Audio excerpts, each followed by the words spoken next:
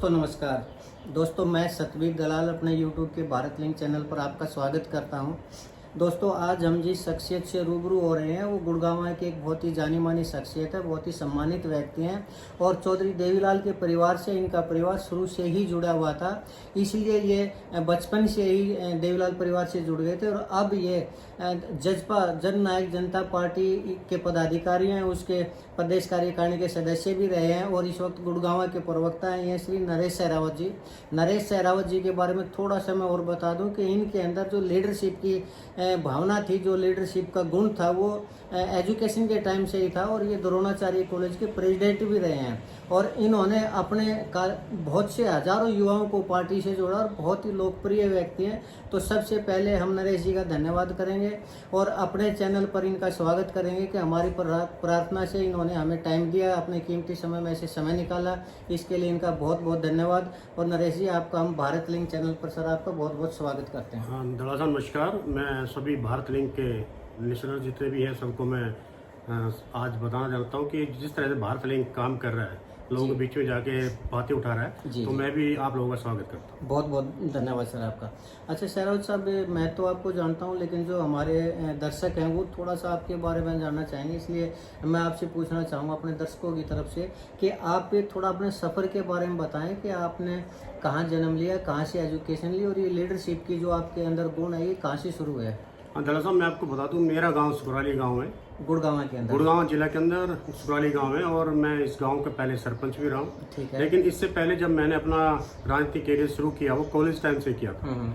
मैं 91 के अंदर कॉलेज डीएसडी कॉलेज के अंदर स्टूडेंट यूनियन का प्रधान रहा। जी। और मैंने ग्रेजुएशन जब की 93-94 के अंदर, उसके बाद में जैसे ही ग्रेजुएशन करके गांव में आया तो गांव में उस टाइम हमारी महिला रिजर्व सीट थी सरपंच जी, तो मैंने यहाँ पे मेंबरी का इलेक्शन लड़ा और मैं मेंबर बना था। जी। उसके बाद 2000 तक मैं मेंबर रहा और जब सरपंच की इलेक्शन हुए तो उसमें जनरल सीट आई और जनरल सीट में मैंने इलेक्शन सरपंच का फाइट किया और मैं काफ़ी अच्छे बड़े मार्जिन से लोगों ने यहाँ से जिता के भेजा। जी। फिर मैं 2005 तक मैं सरपंच रहा। उसके बाद जब हमारी नगर परिषद में पंचायत मर्ज हो गई थी तो मैंने वहाँ पे जो पार्षद का इलेक्शन लड़ा और मैं वहाँ पे पार्षद बना, फिर मैं वाइस चेयरमैन नगर परिषद गुड़गांव से बना। बहुत बढ़िया सर, बहुत बढ़िया। अच्छा सर, आपका परिवार तो चौधरी देवीलाल से जुड़ा हुआ है, तो उसके बाद चौधरी ओम प्रकाश चौटाला जी की पार्टी इनेलो और आप जुड़े हुए हैं जजपा से, तो आप जजपा से क्यों जुड़े सर, ये थोड़ा बताएं आप। देखिए मैं आपको दलाल साहब बता देना चाहता हूँ कि मेरे जो आस्था रही है पार्टी को तो रही है, लेकिन जहाँ तक मान सम्मान की बात करूँ, मैं चौधरी राजा सिंह चौटाला जी के साथ मैंने काम किया और जहाँ प्यार मान सम्मान मिलता आदमी वहीं ज्यादा जाता है। तो मेरे को अजय सिंह चौटाला जी ने छोटा भाई समझकर मुझे हर साथ दिया और उन्हें मुझे गुड़गांव का जब मेवात और गुड़गांव इकट्ठा था उन्होंने मेरे को जिला प्रधान 2 टाइम मेरे को बनाया। तो बड़ा मान सम्मान लोगों ने दिया। तो मान सम्मान की वजह से और जहाँ इनकी कार्यशैली है, आज उनकी बेटा है उनके कदमों पे चल रहा है, तो मैं उनके साथ इसीलिए लगा जी। अच्छा, पिछले 5 साल में जजपा का बीजेपी से गठबंधन रहा है सर, तो उस टाइम पे आपने लोगों के कुछ काम करवाए या नहीं करवाए गुड़गांव की जनता के? देखिए जब गठबंधन रहा तो हमारे यहाँ पे सरकार में जब आदरणीय भाई दुष्यंत चौटाला जी जब हमारे डिप्टी सीएम रहे, उन्होंने भी लोगों के बड़े अच्छे काम किए। जहाँ तक मैं बात करूँ, आप देखो प्राइवेट जितने भी इंडस्ट्री है उनके अंदर 75% का उन्होंने अपना चुनावी वादा किया था और चुनावी वादे में उन्होंने अपना वादा निभाया भी, विधानसभा में पास भी करा, लेकिन कुछ कानूनी कार्रवाई लोगों ने जाके की कोर्ट के अंदर और वो कोर्ट में लंबित है। तो मैं मानता हूँ कि आने वाला समय युवाओं के लिए अच्छा होगा और जहाँ भाई दुष्यंत चौटाला जी ने काम किए, जैसे गांव के अंदर देखो पंचायत में 50% का जो आरक्षण था, 33% हमारे जो महिला थे उनको राशन का डिपो दिया। और जहाँ तक मैं अपनी बात करूं, मैंने अपने गांव में क्या, मैं अपने पूरे वार्ड की बात करता हूं, पूरे गुड़गांव की बात करता हूं। जब भी हमारे पास कोई साथी काम लेके आया है और दुष्यंत जी के लेवल का कोई काम है, दुष्यंत जी के लेवल के हमने जाके कराए। हमारे लेवल का काम है जो लोकल प्रशासनिक तौर पर हमने वो कराया, चाहे उसमें गरीबी कार्ड का लगे चलो या विडो पेंशन के लिए, बुजुर्ग पेंशन के लिए चलो, या गाँव में कोई भी किस तरह का डेवलपमेंट था उसके लिए करो, हमने हमेशा बढ़ चढ़ के लोगों के साथ दिया। जी। अच्छा, आपने एक वर्ड बोला सर वायदा, कि 75% का वायदा किया था इसलिए वो लागू किया। एक वायदा और किया था सर दुष्यंत चौटाला जी ने, जजपा ने, कि हम बुजुर्गों की 5000 रुपये पेंशन करवाएंगे, वो वायदा तो पूरा नहीं हुआ सर। देखिएगा कई बार गठबंधन सरकार में वायदे थोड़ा नीचे हो जाते हैं क्योंकि जहां हम मिलके काम करना चाहते हैं कुछ मिनिमम प्रोग्राम होते हैं सरकार में बनने के बाद, तो जब हमारी सरकार बनी और जब चौधरी अजय सिंह चौटाला जी ने बीजेपी को समर्थन दिया तो उनकी एक ही डिमांड थी कि हमारे को 75 जो हमारे जो बुजुर्ग है उनकी 5100 रुपये पेंशन की जाए। लेकिन कुछ कारण रहे जिसमें नहीं हो पाए, लेकिन आज 3000 तक तो हमारे बुजुर्ग पहुंच गए हैं। तो आने वाले समय में अगर हमारी सरकार पूरी मेजोरिटी से बनी तो 5100 का वादा नहीं, आगे भी हम इसको बढ़ा के और ज्यादा कर सकते हैं, इतना मैं कह सकता हूँ आपको। ठीक है सर। अच्छा, आपका गठबंधन मुझे लगता है कि बीजेपी ने जबरदस्ती तोड़ा है गठबंधन।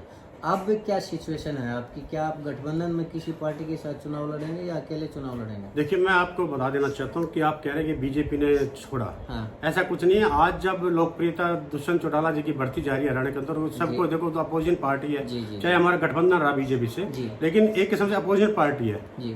हम जब इलेक्शन लड़ा था वो कांग्रेस के खिलाफ भी लड़ा था, बीजेपी के खिलाफ लड़ा था, लेकिन जब हम सरकार में साझा हुआ तो हमने ये देखा कि किसके साथ लग के हम लोगों को भला कर सकते हैं। देखो, हमारे 10 मेंबर आए थे, हमें चाहे कांग्रेस के अंदर जाना पड़ता है या बीजेपी के अंदर जाना, लेकिन हमें जहाँ लोगों को भलाई के लिए काम दिखे तो हमने बीजेपी ही ज्यादा सुटेबल लगी कि इसमें काम कराएंगे। जी। अब अच्छा, एक बात बताइए, आपकी जो पार्टी है वो ज़्यादा जाट कम्युनिटी की राजनीति करती है और उधर से भूपेंद्र हुड्डा जी भी जाट कम्युनिटी की पार्टी करते हैं, तो इससे लगता नहीं कि जाटों के जो वोट हैं वो डिवाइड हो जाएंगे और इसका फायदा सीधा बीजेपी को मिलेगा? देखो, मैं जहाँ तक बात करूँ, आपने कहा जाट कम्युनिटी की हम बात करें तो ऐसा नहीं है।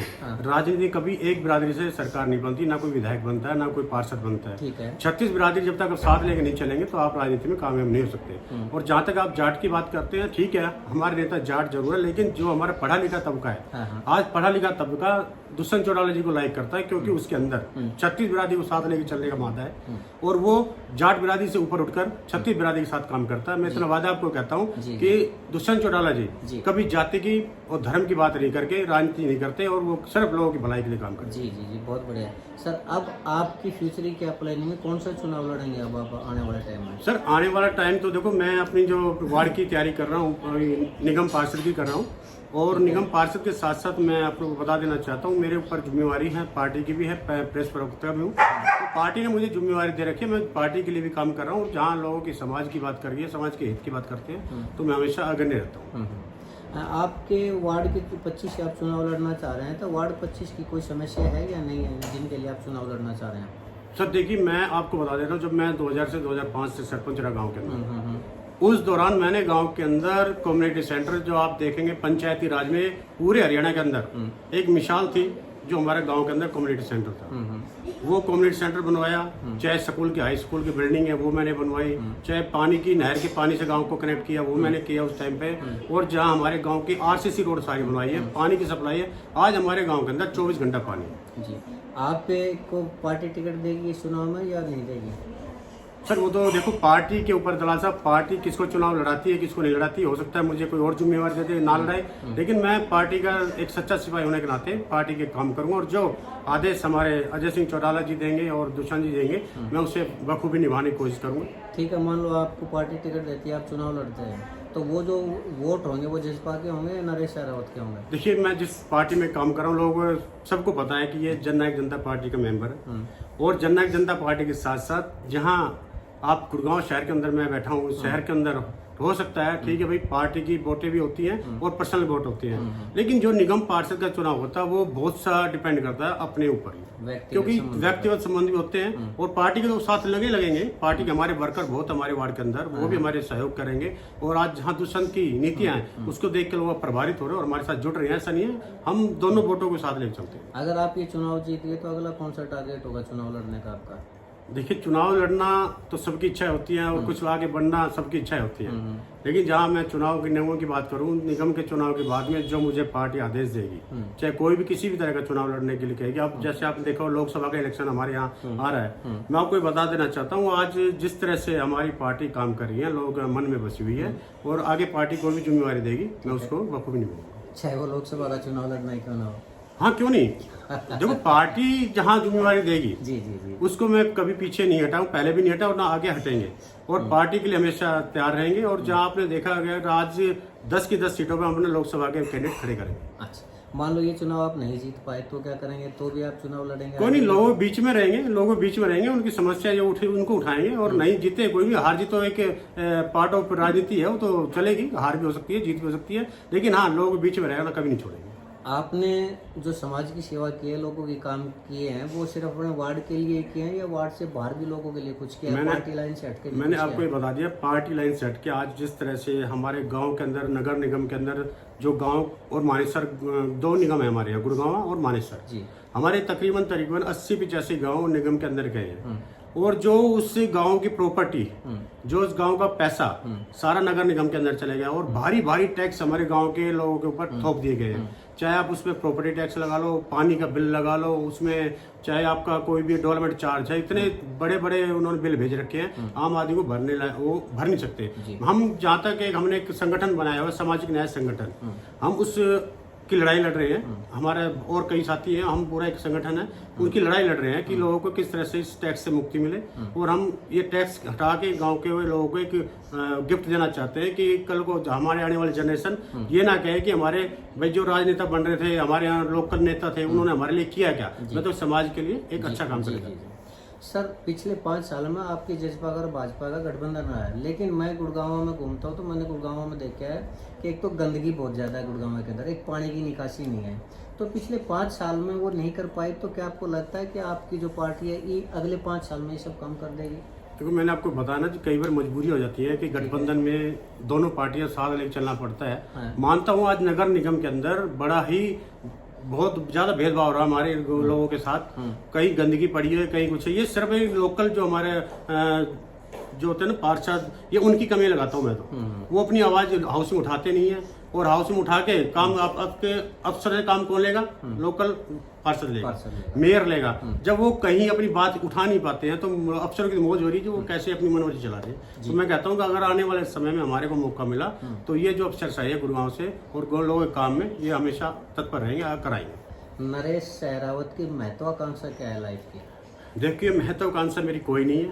मेरी एक ही इच्छा है कि मैं लोगों के बीच में रहूं, लोगों के मान सम्मान के लिए लड़ाई लड़ूं और लोगों की किस तरह से भलाई हो सकती है। मैं तो इसी एक वो लेके चल रहा हूं। अपना एम है, अपना विजन ये है कि लोगों की भलाई के लिए एक अच्छा काम करके जाए। जी जी जी, चलिए सर, आपने हमें टाइम दिया, इसके लिए आपका बहुत बहुत धन्यवाद। आखिरी सवाल हम आपसे पूछना चाहेंगे, आप समाज को क्या संदेश देना चाहेंगे?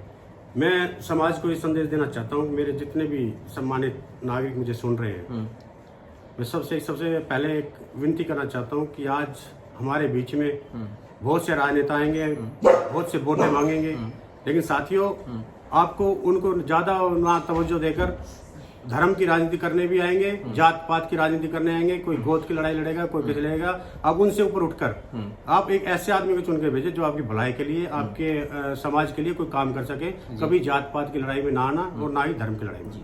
बहुत बहुत शुक्रिया सर, आपने हमें टाइम दिया, इसके लिए हम आपका बहुत बहुत धन्यवाद करते हैं। दोस्तों, आपने नरेश सहरावत जी के विचारों को सुना।